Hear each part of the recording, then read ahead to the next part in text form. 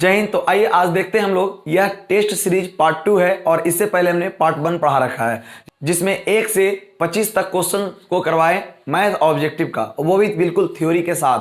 तो इससे क्या होता है कि थ्योरी पढ़ते हैं और क्वेश्चंस को बनाते हैं तो लगता है कि नहीं हम कुछ सीख रहे हैं, है ना। इस तरीके से हमने क्वेश्चन को सोल्व करने का तरीका को निकाला कि नहीं ऐसे क्वेश्चन को सोल्व करेंगे तो मजा नहीं आएगा, क्वेश्चन को थ्योरी के साथ सोल्व करेंगे। आपका तो सब कुछ पढ़ा हुआ ही है, सिर्फ आपको करना है रिवीजन और टेस्ट देना है और आपको लगेगा कि मैं इस चीज को सीखा और पढ़ रखा हूं, इसलिए हमें अगर एग्जाम में इस प्रकार के क्वेश्चन आएंगे तो बिल्कुल आसानी से बना पाएंगे। तो चलिए बिना देर किए हुए हम लोग क्लास को शुरू करेंगे। यदि आप हमारे चैनल पर नए हैं तो हमारे चैनल को सब्सक्राइब करें, बेल आइकन बटन को प्रेस करना ना भूलें। चलिए देखते हैं आज के पहले सवाल को। और हमने पहले से 1 से 25 तक जो पढ़ा रखा है, आज हम 26 से शुरू करेंगे और 50 तक का क्वेश्चन चलेगा, इसलिए वीडियो के अंत तक बने रहें और देखिए, सीखिए और सीखने का करिए प्रयास। तो देखते हैं आज के पहले सवाल को। देखिए 26 नंबर सवाल कहता है cos पर पावर 4 थीटा माइनस साइन पर पावर 4 थीटा बराबर है।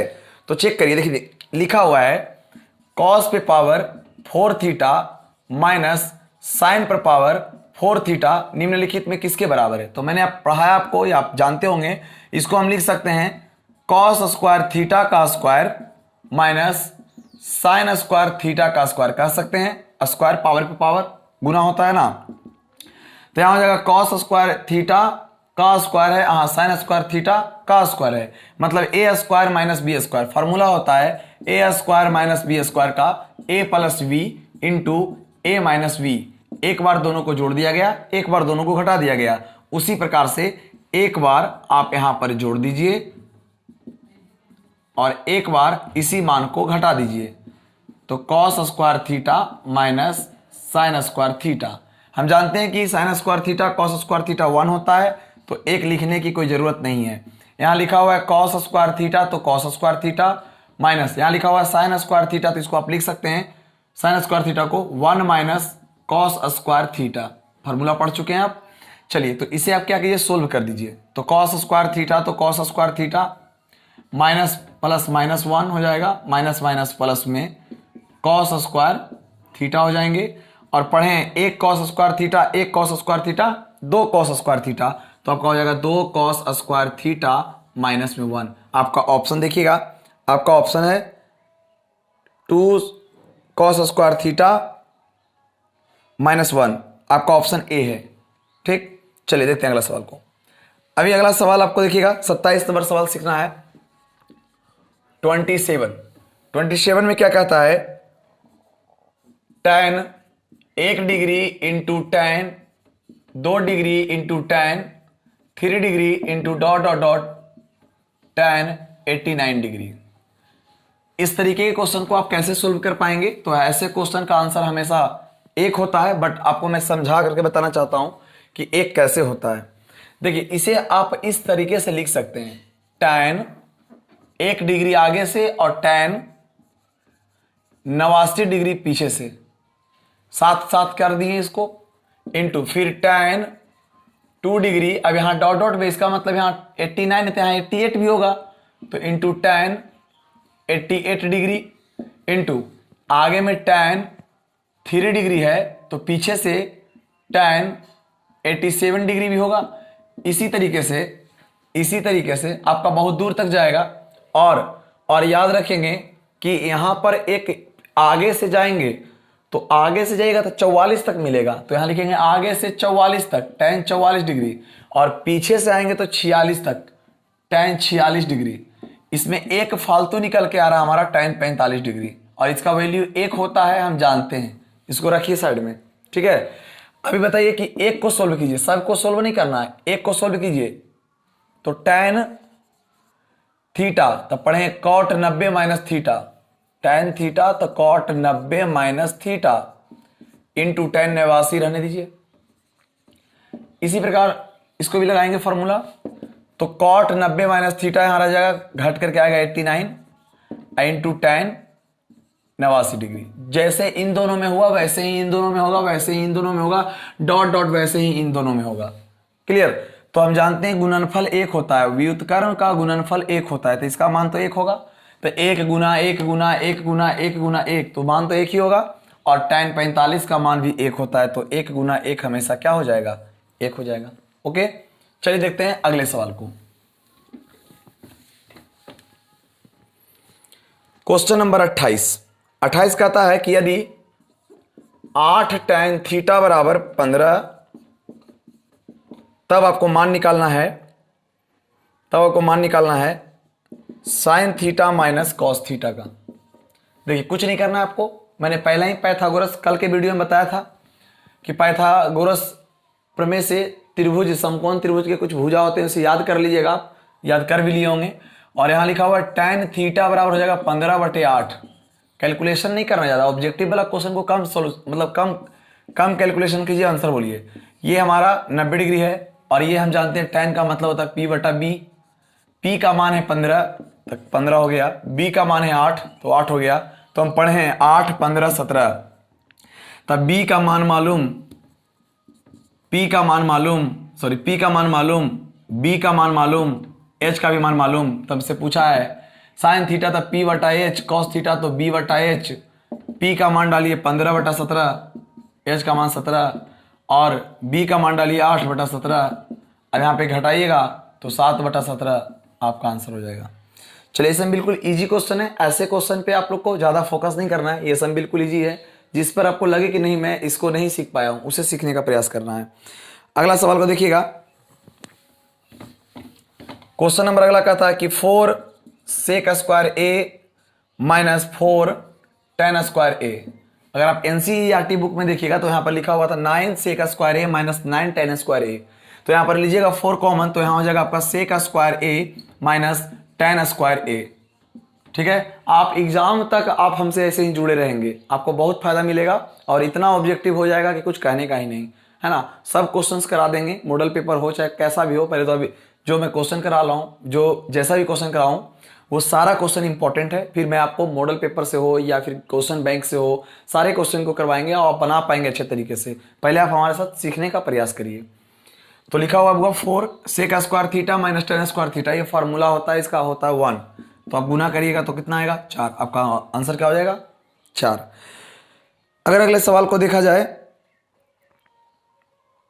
क्वेश्चन नंबर 29, सॉरी ये 30 नंबर था, 29 छोड़ दिए। देखिए 29 देखिए, 29 नंबर सवाल देखिएगा, लिखा हुआ है sine square 60 degree plus cos square 60 degree. ये तो फार्मूला ही है, sign square theta plus cos square theta 1।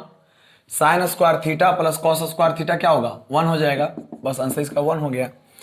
अगले सवाल को देखिए 31, 31 नंबर क्या कहता है। 31 नंबर सवाल को देखिए ध्यान से, कहता है एक गुब्बारे की ऊंचाई क्या होगी यदि धागे की लंबाई 100 मीटर, उसका उन्नयन कोण 30 डिग्री है। समझिए, मान लिया कि एक गुब्बारा है और ये इसकी ऊंचाई है, ठीक है ना। ये धागा है, धागा की लंबाई 100 मीटर है और कहता है इसकी ऊंचाई मान लिया x है, ठीक है ना। और कहता है इसका उन्नयन कोण 30 डिग्री है। हमने कहा था कि ऑब्जेक्टिव कभी भी क्वेश्चन आए या आप सीख लीजिए कि ये है लंब और ये है कर्ण। अब बताइए लंब और कर्ण से कौन सा फॉर्मूला होता है, तो लंब और कर्ण से होता है साइन थीटा। तो आप लगाइए यहां पर साइन और थीटा का मान दीजिए 30 डिग्री, दिए के तुलना दिए से साइन थीटा 30 डिग्री। साइन का लगाइए लंब बटा कर्ण मतलब हो जाएगा x/100, ठीक है। अब मान के साइन 30 का मान क्या पढ़े हैं 1/2 बराबर x/100, 2 से काटेंगे 50 बार में, यानी आपका हो जाएगा x = 50, यानी कि गुब्बारे की ऊंचाई 50 मीटर। अगले सवाल को देखिए, कहता है यदि किसी छड़ की लंबाई एवं उसके छाया का अनुपात 1:√3 है तो छड़ के शीर्ष का उन्नयन कोण ज्ञात कीजिए। एकदम यही क्वेश्चन है, सिर्फ जब उसमें ऊंचाई पता था, सॉरी इसमें ऊंचाई पता नहीं था, उसमें ऊंचाई पता है और इसमें कौन मालूम है, उसमें कौन मालूम नहीं। क्वेश्चन को सुनिए ध्यान से। क्वेश्चन कहता है कि किसी छड़ की लंबाई, मान लीजिए छड़ का लंबाई है, ये छड़ की छाया है, ये छाया है और ये छड़ है, ठीक है। तो ये 90 डिग्री होगा, ठीक। अब क्या कर रहा है, जो कहता है उतना ही करना है आपको। कह रहा है छड़ की लंबाई और उसके छाया का अनुपात मालूम है 1:√3, मतलब ये 1 है तो ये √3 है, मतलब मुझे पता हो गया लंब मालूम, आधार मालूम, tan थीटा लगेगा और इसका मान निकालना है मुझे। तो लगा दीजिए tan थीटा बराबर लंब बटे आधार 1/√3 लग जाएगा। क्लियर? तो tan थीटा तो ठीक। अब 1/√3 किसका वैल्यू होता है? तो 1/3 tan वाला सारणी में अगर देखिएगा तो tan 30 का मान होता है, तो लगाएंगे tan 30 डिग्री। tan से tan कैंसिल, तो थीटा का मान 30 डिग्री आपका ये राइट आंसर है। क्लियर? चलिए अगले सवाल को देखते हैं और समझने का प्रयास कीजिएगा। जिसमें लगे कि नहीं आप खुद से बनाना चाहेंगे, वीडियो को पॉज कीजिएगा, खुद से बनाइएगा और मिला के आंसर देख लेंगे। चलिए नेक्स्ट सवाल को देखेंगे। कोई क्वेश्चन है, कहता है कि दी गई आकृति में ABC की परिमाप क्या होगी। तो चलिए ABC पहले त्रिभुज बना लेते हैं। तो कोई त्रिभुज ABC है,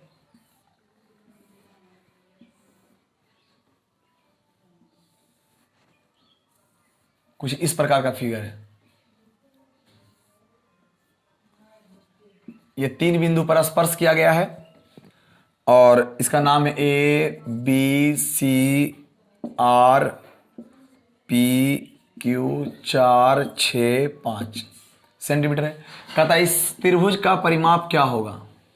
तो आप पढ़े होंगे या नहीं पढ़े होंगे तो सीखिएगा कि किसी वृत्त के बाह्य बिंदु से वृत्त पर खींची गई स्पर्श रेखा की लंबाई बराबर होती है। ये स्पर्श रेखा होता है, दोनों की लंबाई बराबर होती है। तो बोले तो ये वृत्त है और वृत्त के बाहर से बिंदु से इस पर स्पर्श रेखा खींचे हैं, तो दोनों की लंबाई बराबर होगी। तो ये अगर 6 होगा तो ये भी क्या होगा, 6 हो जाएगा। यहाँ पर कोई बिंदु है, इस वृत्त पर स्पर्श रेखा खींचे हैं तो ये 5, तो ये भी 5 हो जाएगा। यहाँ कोई बिंदु है, इस वृत्त से यहाँ पर स्पर्श रेखा खींचे तो ये 4, तो ये भी 4 होगा। अब जोड़ दीजिए और क्या, 6 4 10, ठीक है, और फिर 6 5 11 हो जाएगा, 21 और 9 30 हो जाएगा। तो आपका जो आंसर हो जाएगा 30 मीटर है या सेंटीमीटर है, मीटर में है, सेंटीमीटर में, तो आपका आंसर हो जाएगा 30 सेंटीमीटर। लेकिन अगर आपके पास थोड़ा सा नॉलेज होता तो आप इतना नहीं करते, क्योंकि हम जान रहे हैं कि सबका डबल डबल हो रहा है। तो आप करेंगे 6 4 5 15, देखिए 6 4 5 15 हो जाएगा और 15 का डबल कर देंगे तो 30 हो जाएगा। ठीक है, नेक्स्ट सवाल, सवाल नंबर 34 क्या कहता है। कहता है ABC में कोण B बराबर 90 डिग्री, BC बराबर 6 सेंटीमीटर, AB बराबर 8 सेंटीमीटर, त्रिभुज ABC के अंतःवृत्त की त्रिज्या क्या होगी। सीखिए, जैसे मैंने कहा कि कोई त्रिभुज है मेरे पास और समकोण ही है। कैसे भाई, क्योंकि 90 डिग्री दिया हुआ है साफ साफ, तो समकोण बनना जाहिर सी बात है, तो 90 डिग्री हो गया।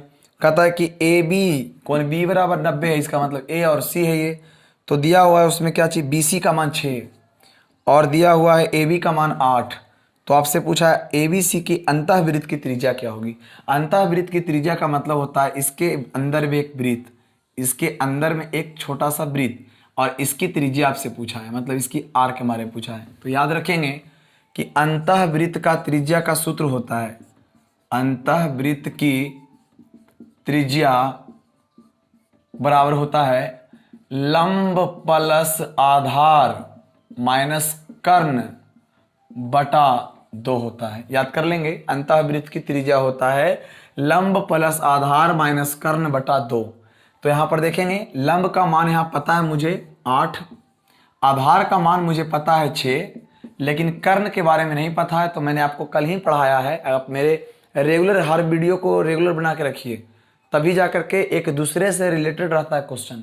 तो बोलिए 6 8 तो 10 हम पढ़ाए हैं ना, यानी कर्ण नहीं भी मालूम है तो निकाल लिए, तो 10 यहाँ घट जाएगा तो आ जाएगा 2। 10 कैसे आया, तो 8 का स्क्वायर करेंगे तो 64, 6 का स्क्वायर करेंगे तो 36, जोड़िएगा तो 100 और 100 का कर देंगे वर्गमूल तो 10 तो आ गया ना। चलिए तो यहाँ जोड़िए, 14 में से जाएगा 10 तो हो जाएगा 4 बटा 2, 2 दूनी 4, आंसर आपका 2 हो जाएगा। चलिए देखते हैं अगले सवाल को। क्वेश्चन कहता है कि स्पर्श रेखा और वृत्त के उभयनिष्ठ बिंदु को क्या कहते हैं। सुनिएगा, इस पर थ्योरी देखिए, आप नोट करते चलेंगे। क्वेश्चन है बाबू कि कोई वृत्त है, ये स्पर्श रेखा किसको कहेंगे, वृत्त के किसी एक बिंदु से होकर गुजरने वाली वृत्त है ये, और वृत्त के किसी एक बिंदु से गुजर रहा होकर के ये स्पर्श रेखा कहला रही है। लेकिन जिस बिंदु से होकर गुजर रही है उस बिंदु को स्पर्श बिंदु कहते हैं। जिस बिंदु से होकर गुजर रही है उस बिंदु को स्पर्श बिंदु कहते हैं। तो याद रखिएगा कि ये देखिए, ये वृत्त का बिंदु है और इसी पर रेखा का भी बिंदु आ गया, तो उभयनिष्ठ ना हो गया, तो इस बिंदु को स्पर्श बिंदु कहा जाता है, जबकि इस रेखा को स्पर्श रेखा कहा जाता है। बिल्कुल। चलिए नेक्स्ट सवाल देखते हैं। अगले सवाल को देखिएगा, 36 नंबर सवाल। कहता है 7 सेंटीमीटर त्रिज्या वाले वृत्त की परिधि क्या होगी। तो कहता है 7 सेंटीमीटर त्रिज्या दिया हुआ है 7 सेंटीमीटर, और पूछा गया है आपसे वृत्त की परिधि। तो वृत्त की परिधि बराबर हम लोग पढ़े हैं 2 पाई आर। 2 पाई का मान 22/7, आर का मान 7, 7 से 7 कैंसिल, तो आंसर हो जाएगा कितना, 22 दूनी 44 सेंटीमीटर।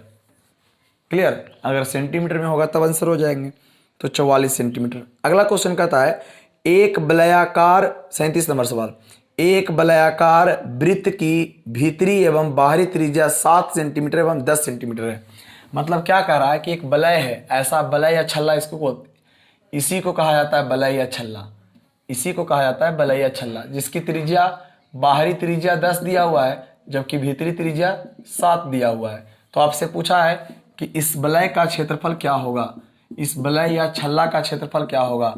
तो हम जानते हैं कि वलय या छल्ला का क्षेत्रफल होता है बड़ा वृत्त का क्षेत्रफल माइनस छोटा वृत्त का क्षेत्रफल। तो देखिए वलय या छल्ला का क्षेत्रफल, वलय या छल्ला का क्षेत्रफल जो होता है ना, होता है बड़ी वृत्त का क्षेत्रफल माइनस छोटी वृत्त का क्षेत्रफल। तो पाई यहाँ पे कॉमन ले लीजिए, आप यहाँ कर देता हूँ, पाई आप यहाँ पे कॉमन ले लीजिएगा, तो आर का स्क्वायर माइनस छोटी आर का स्क्वायर, पाई का मान हो जाएगा 22/7 इंटू आर, पाई में आंसर है, आंसर पाई में ही है, तो पाई को पाई ही रहने दीजिए। ठीक है। अब बोलिए बड़ी आर का मतलब हो जाएगा 10 का स्क्वायर, और छोटी आर का मतलब 7 का स्क्वायर। तो 10 का यहाँ हो जाएगा पाई इंटू 10 का स्क्वायर 100, और 7 का स्क्वायर 49, तो 100 में जाएगा 49, तो हो जाएगा 51, आंसर हो जाएगा 51 पाई। कितना हो जाएगा, 51 पाई। सेंटीमीटर स्क्वायर है तो स्क्वायर हो जाएगा। चलिए देखिए अगले सवाल को। ये सवाल आपको बिल्कुल समझ में, क्षेत्रमिति का सवाल है, इसीलिए सीख लेना है बढ़िया से कि वलय या छल्ला का क्षेत्रफल होता है बड़ा वृत्त का क्षेत्रफल माइनस छोटा वृत्त का क्षेत्रफल। अगला सवाल कहता है कि किसी वृत्त के एक त्रिज्यखंड की परिमाप, किसी वृत्त के एक त्रिज्यखंड की परिमाप वृत्त की 4 गुनी है, तो त्रिज्यखंड का क्षेत्रफल क्या होगा। क्वेश्चन नंबर 39 देखिए। कहता है उस शंकु की तिर्यक ऊंचाई क्या होगा जिसकी त्रिज्या 3 सेंटीमीटर एवं ऊंचाई 4 सेंटीमीटर हो। कहता है कोई मेरे पास शंकु है, कोई मेरे पास शंकु है, और इस शंकु की तिर्यक ऊंचाई मालूम है, इस शंकु की तिर्यक ऊंचाई मुझे मालूम है 4, और इसकी त्रिज्या मालूम है मुझे, इस शंकु की ऊंचाई मालूम है 4 और तिर्यक ऊंचाई मालूम है, त्रिज्या मालूम है 3। तो पूछा है कि तिरछी ऊंचाई क्या होगी, एल का मान क्या होगा। देखिए पाइथागोरस है, समकोण है, और ऑब्जेक्टिव आप बना रहे हैं, तो इतना मत सोचना है, हम पढ़ें ई एल का मान निकालना है। ठीक है। तो 3 4 तो ये हो जाएगा 5 हो जाता है, आंसर हो जाएगा 5। इसको क्या कैलकुलेशन करना। अगले सवाल को देखिए, सवाल नंबर 40। कहता है कि किसी बेलन की ऊंचाई 14 सेंटीमीटर तथा वक्र पृष्ठीय क्षेत्रफल 264 सेंटीमीटर है, तो इसका आयतन क्या होगा, समझना है। 40 नंबर में कुछ और सवाल है, देखिएगा 40 नंबर में आपका है, 40 नंबर सवाल देखिएगा। आर त्रिज्या वाले एक ठोस अर्धगोले से काटे गए बड़े से बड़े शंकु का आयतन क्या होगा। देखिए समझना है, मेरे पास एक अर्धगोला है, और इस अर्धगोला से एक शंकु काटने के लिए कह रहा है, और कह रहा हुआ बड़ा से बड़ा शंकु काटिए जिससे ये काटा जा सकता है। काट तो इसमें छोटा शंकु भी तो कर सकते हैं हम लोग, छोटा शंकु काट सकते हैं, लेकिन कहता नहीं बड़ा से बड़ा शंकु काटना है। तो आधार यही रहेगा और ऊंचाई इसकी ये वाला हो जाएगी, यही ना काट सकते हैं। तो हम जानते हैं कि अर्धगोला की ऊंचाई जो होती है ना वो त्रिज्या ही होता है, लेकिन इसका शंकु का ऊंचाई h है, इसका मतलब h है जो r के क्या होगा, बराबर होगा, और ये त्रिज्या है। तो आइए मेरे साथ समझिएगा क्या कह रहा है क्वेश्चन। कह रहा है कि एक अर्धगोले, ध्यान समझिएगा, एक अर्धगोले से काटा गया है। चलिए ठीक है, अर्धगोला का आयतन देखिए, तो निकलेंगे अर्धगोला का आयतन होता है 2/3 पाई आर क्यू, और शंकु का आयतन होता है 1/3 पाई आर स्क्वायर एच होता है। अब देखिए मैं अभी क्या कहा कि आपको कि h बराबर यहाँ r है, यहाँ पर h और r आपस में क्या है, बराबर है। तो यहाँ पर देखिए 2/3 pi R Q minus 1/3 pi are square into R कह सकते हैं, बिल्कुल। अब एलसीएम ले लीजिए, तो एलसीएम हो जाएगा 3, तो 3 से 3 कैंसिल, तो हो जाएगा 2 पाई आर क्यू माइनस में 3 से 3 कैंसिल, तो पाई आर क्यू नहीं होगा, आर स्क्वायर इंटू आर। अब यहाँ पे घटा देंगे तो आएगा पाई आर क्यू बटा 3, तो आपका आंसर हो जाएगा पाई आर क्यू बटा 3। यही तो है, उस गोले का बड़ा से बड़ा आयतन निकालना है।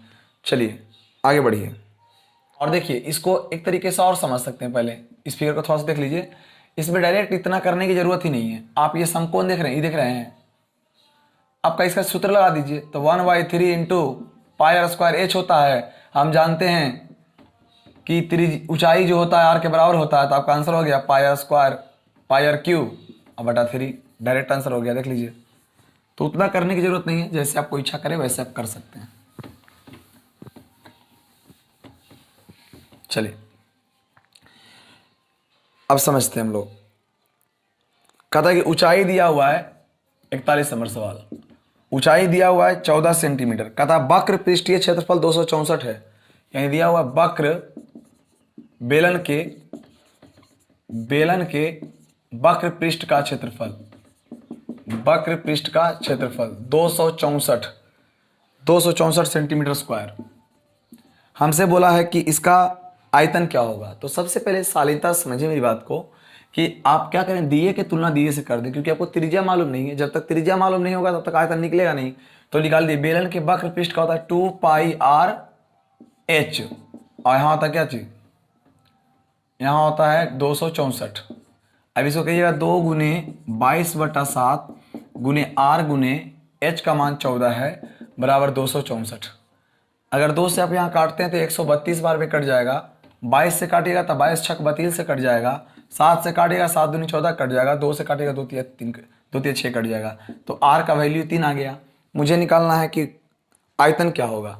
तो हम जानते हैं कि निकालना है बेलन का आयतन, बेलन का आयतन। तो फॉर्मूला होता है पाई आर स्क्वायर एच, पाई का मान 22/7 और गुने आर का मान हो जाएगा 3 गुने 3 और ऊंचाई हो जाएगा 14। तो 7 से काटेंगे तो 7 दूनी 14, तो 3 तिया 9, 9 दूनी 18, 18 दूनी 36 के 6, हाथ में 3, 18 दूनी 36, 36 39, यानी आपका हो जाएगा 396 सेंटीमीटर। अगले सवाल को देखेंगे और समझने का प्रयास करेंगे। 42 नंबर सवाल क्या कहता है, सिर्फ फॉर्मूला पूछ दिया है। शंकु के वक्र पृष्ठ का क्षेत्रफल क्या होगा। तो शंकु के वक्र पृष्ठ का क्षेत्रफल क्या होता है, पाई आर एल होता है। शंकु ऐसा है और इसका पूछा है वक्र पृष्ठ, मतलब इसके चारों तरफ का पूछा है, तो इसके चारों तरफ का होता है पाई आर एल होता है। गुड। अगले सवाल को देखेंगे, क्वेश्चन नंबर 43, 43 नंबर सवाल। 43 नंबर सवाल क्या कहता है, ध्यान दीजिएगा। क्वेश्चन कहता है कि निम्नलिखित में से कौन केंद्रीय प्रवृत्ति की माप नहीं है। तो हम पढ़े हैं कि केंद्रीय प्रवृत्ति की माप जो होता है ना, वो माध्य, माध्यक, बहुलक होता है। तो इसलिए याद रखेंगे कि केंद्रीय प्रवृत्ति का माप जो होता है, माध्य, माध्यक, बहुलक होता है। तो इसमें तो कुछ है ही नहीं, तो इनमें से कोई नहीं हो जाएगा। आप एक चीज इसमें थ्योरी समझ लीजिए कि माध्य, माध्यक, बहुलक, माध्य, माध्यक, बहुलक, ये तीनों केंद्रीय प्रवृत्ति की माप है। केंद्रीय प्रवृत्ति की क्या है, माप है। याद रखेंगे कि माध्य का कोई आलेख नहीं होता है। याद रखेंगे कि माध्य का कोई आलेख नहीं होता है। माध्य का कोई आलेख नहीं खींची जाती है, जबकि माध्यक का आलेख हम लोग त्वरण से खींच लेते हैं। किससे खींच लेते थे, त्वरण से कम प्रकार का त्वरण, से अधिक प्रकार का त्वरण। और बहुलक का आलेख होता है आयत चित्र से। कौन चित्र से, आयत चित्र से। लेकिन याद रखिएगा, अगर आपसे कोई भी पूछ दे कि बहुलक का आलेख कैसा होता है, तो बोलेंगे आयत चित्र होता है। और माध्यक का आलेख कैसा होता है, तो त्वरण द्वारा खींचा जाता है। और माध्य का कोई आलेख नहीं होता है। चलिए अगले सवाल को देखते हैं हम लोग। क्वेश्चन में कहा गया है, क्वेश्चन नंबर 44, कहता है प्रथम 10 विषम संख्याओं की माध्यिका क्या होगी। प्रथम 10 विषम संख्याओं की माध्यिका क्या होगी। तो प्रथम 10 विषम संख्याओं की माध्यिका निकालना, तो विषम संख्या 10 लिख दीजिए। 1 3 5 7 9 11 13 15 17 19 1 2 3 4 5 6 7 8 9 10। और हम पढ़े हैं माध्यिका किसे कहते हैं। तो अब जानते हैं कि जब चरमान को बढ़ते क्रम या घटते क्रम में सजाया जाता है तो उसके ठीक बीच वाले मान को क्या कहते हैं, माध्यक या माध्यिका कहते हैं। तो चलिए इधर से 4 ले लिया, इधर से भी 4 ले लिया, यानी बीच में हमको मिल गया 9 और क्या चीज। तो माध्यिका बराबर होता है, माध्यिका बराबर अगर 2 टर्म है बीच में तो 9 + 11/2 तो 20/2, तो आंसर आपका 10 हो जाएगा। लेकिन थोड़ा अगर आप समझदार रहेंगे तो इतना नहीं करना है, और कौन नहीं जानता है कि 9 और 11 के बीच में 10 होगा, तो आपका आंसर 10 ऐसे ही दिखाई दे रहा है। क्लियर। तो चलिए जल्दी से 45 नंबर सवाल आप जल्दी से बनाइए, तो खुद से 45 नंबर सवाल का जवाब आप खुद से दीजिए जल्दी से। 45 नंबर सवाल का आप जवाब देंगे, कमेंट बॉक्स में बताइए।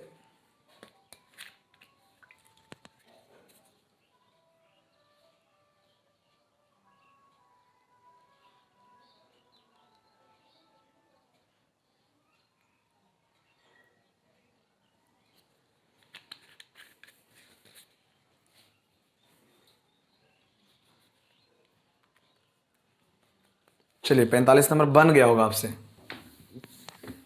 अगर आप थ्योरी पढ़े हैं तो 45 नंबर बन गया। देखिए 45 नंबर क्या कहता है, 45 नंबर सवाल जो कहते हैं सुनिएगा ध्यान से। निम्नलिखित में से किसका निर्धारण आलेख द्वारा नहीं किया जा सकता है, माध्य, माध्यिका, बहुलक, इनमें से कोई नहीं। तो हमने बताया कि माध्य का निर्धारण नहीं होता है, आंसर हो गया खत्म। देखिए 46 नंबर देखिएगा, क्वेश्चन कहता है आंकड़े 8, 10, 15, 6, 5, 25, 30 का परिसर ज्ञात कीजिए। तो याद कर लेना कि परिसर बराबर फॉर्मूला होता है उच्च मान माइनस निम्न मान, उच्च मान माइनस निम्न मान। तो उच्च मान आपका इसमें सबसे ज्यादा कौन हो जाएगा, 30, तो 30 हो जाएगा।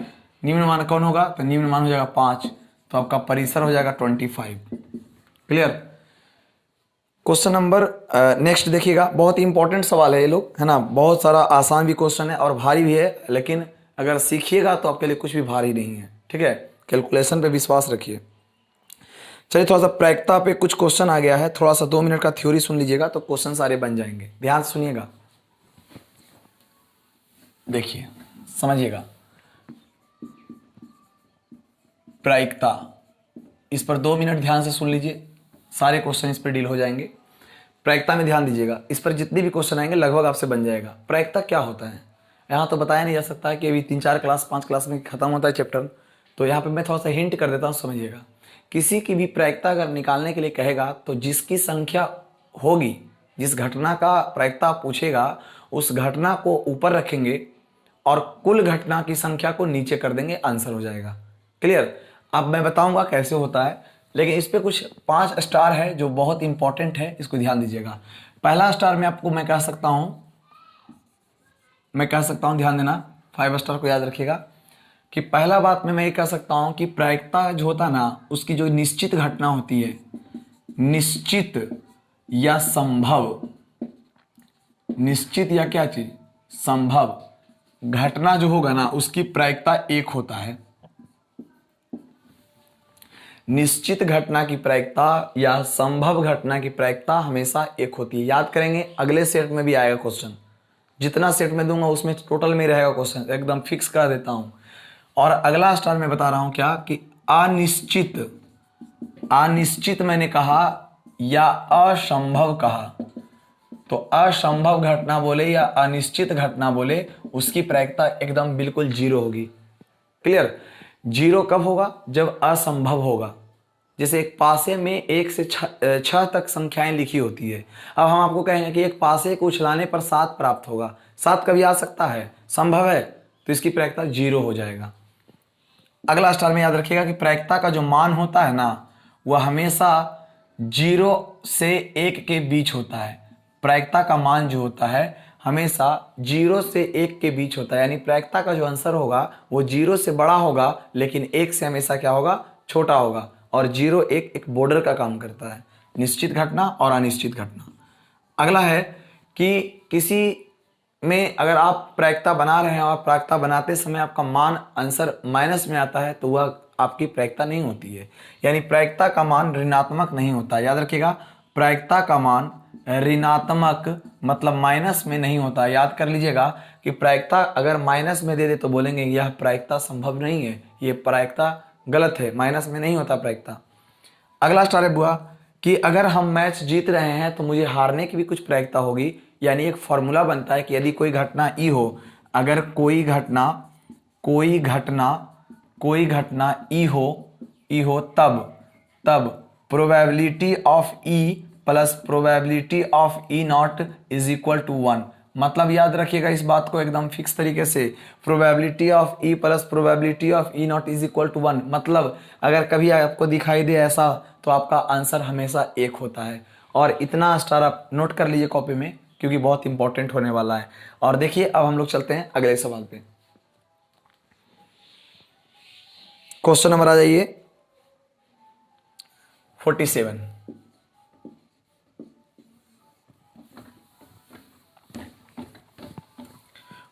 क्या कहता है? संख्याओं 1, 2, 3, 4, 5, 6, 7, 8, 9। 1, 2, 3, 4, 5, 6, 7, 8, 9। ये 9 तक संख्या लिखी गई है और बोलता है कि एक विषम संख्या की प्रायिकता क्या होगी। तो बताइए, आप ही से भी क्या मैंने पूछा, जिसकी प्रायिकता पूछे, जिसकी प्रोबेबिलिटी पूछे, उसकी संख्या को ऊपर और टोटल संख्या नीचे। बोले टोटल कितना है? 9 तक है। 1, 2, 3, 4, 5, 6, 9 तक है, तो टोटल को नीचे रखेंगे। और आपसे पूछा विषम संख्या, तो विषम संख्या 1 है, विषम संख्या 3 है, 5 है, 7 है, 9 है। तो विषम संख्या 1, 2, 3, 4, 5 है, तो आंसर हो जाएगा 5/9। अगर सम का बोलता तो 1, 2, 3, 4, आंसर हो जाता 4/9। और ये सम के लिए, ये विषम के लिए। तो चलिए ये सब आपको कंप्लीट हो गया होगा। चलिए 48 नंबर सवाल, आप खुद बोलिए, इसका आंसर आप खुद बता पाएंगे 48 क्या है। देखिएगा, कहता निश्चित घटना की प्रायिकता क्या होगी। निश्चित घटना की प्रायिकता क्या होगी? यहां पर लिखा हुआ है निश्चित घटना की प्रायिकता। चलिए यहां पर 48 नंबर सवाल आप जो देख रहे हैं ना, वहां पे लिखिएगा किस घटना की प्रायिकता नहीं होती है। नहीं होती है, यहां पर निश्चित जो लिखा हुआ है वो काट देना है, वो गलत है। तो याद रखिएगा कि किस घटना की प्रायिकता नहीं होती। तो आप ऑप्शन देखे होंगे तो माइनस में ऑप्शन दिखाई दे रहा है बी में, ये आपकी घटना नहीं होती है। चलिए 49 को समझेंगे। 49 सवाल क्या है? 49 नंबर का था एक थैले में 5 उजला गेंद है, 5 उजला गोली है। यानी उजला गोली कितना है? तो उजला गोली है 5 और लाल गोली है 7। लाल गोली है 7। आपसे पूछा जा रहा है कि लाल गोली निकालने की प्रायिकता क्या है। तो हम कह सकते हैं मेरे पास उजला है 5 और लाल है 7, तक कुल कितना होगा? तो कुल हो जाएगा 5 + 7 तो हो जाएगा 12।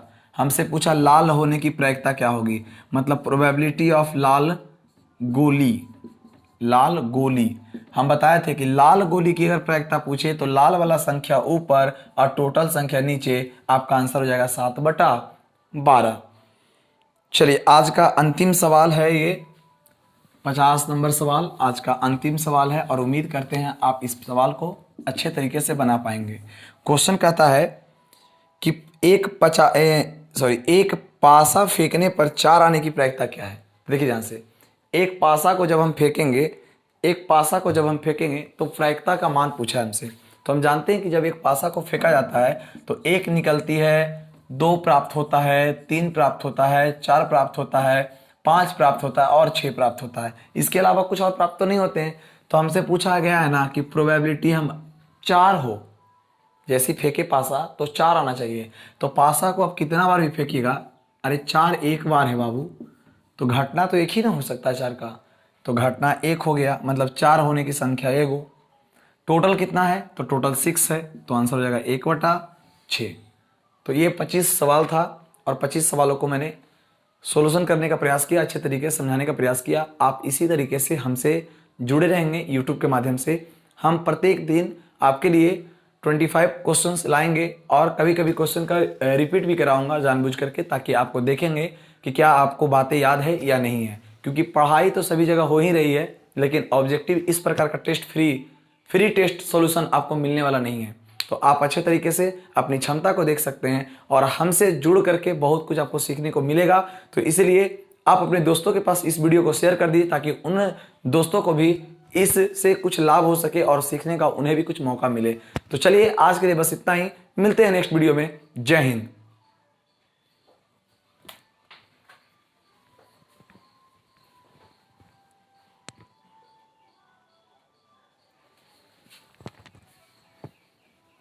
दो जगह लगा कर करते हैं।